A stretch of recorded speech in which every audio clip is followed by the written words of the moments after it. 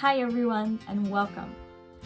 We only have 2 weeks left of art lessons. So I wanted to do something a little silly that I think you're gonna think is a lot of fun.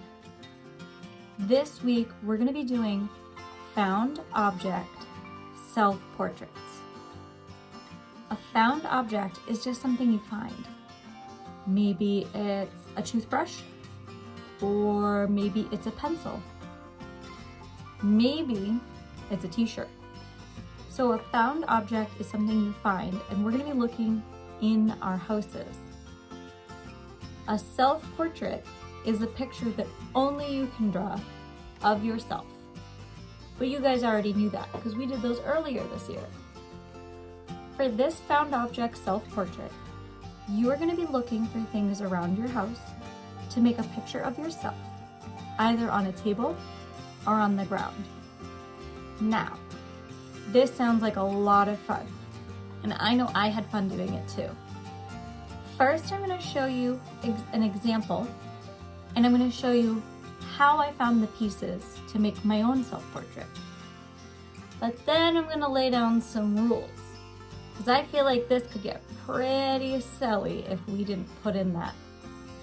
So, let's move on to my example, and then we'll talk about how to do this so everyone can have a fun time. Okay, I'm sorry if it's a little bit shaky. I had to take my phone off of its tripod. So for my found object self-portrait, I have a shirt. You can probably find a shirt at your house to put down too. This is my mouth, and I just used a piece of pipe cleaner. But I know you're super duper creative, and you can probably find something else to use for a mouth. I used this Lifesaver as a nose. I have 2 erasers for ears, because mistakes mean we're learning.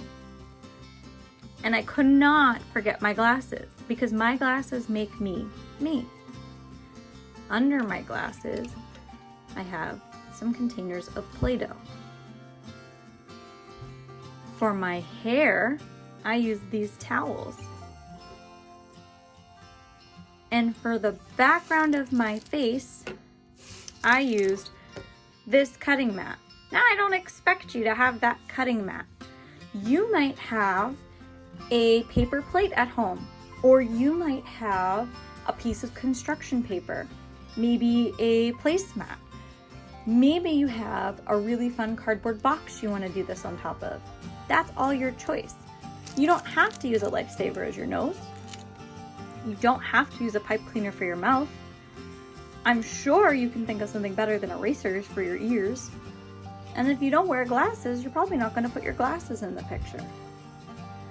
All of these things you can find, and they're pretty easy to clean up. I'll get to that in a second. Okay, now that we talked about what we're doing, I'm going to talk about how we should do it.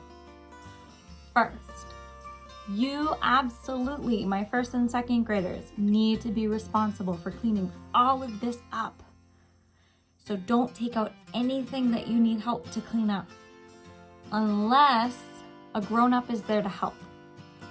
If the grown-up says they'll help you clean up, then that's okay. You noticed I use a Lifesaver, but my candy was still in the wrapper. So rule number 2, unless a grown-up says it's okay, don't use anything that you'll have to throw away.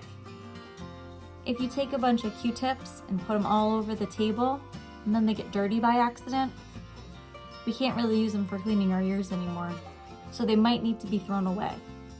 So make sure you think about that when you're making decisions for your found object self-portrait. My rule number 3 is to have a lot of fun. I'm sure you can find just about anything to make your eyes, nose, or mouth, and ears. People are really good at seeing those things when we look at objects laid down. I'm sure you're going to be really creative. But just one more time, a reminder.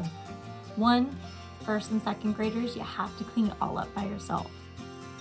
2, don't use anything if it needs to be thrown away after you use it, unless a grown-up says it's okay.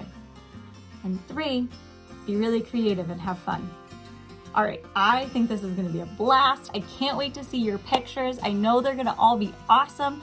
Don't forget to send them to me. I'm super duper excited about this. Thank you so much for coming by. I'll see you next week.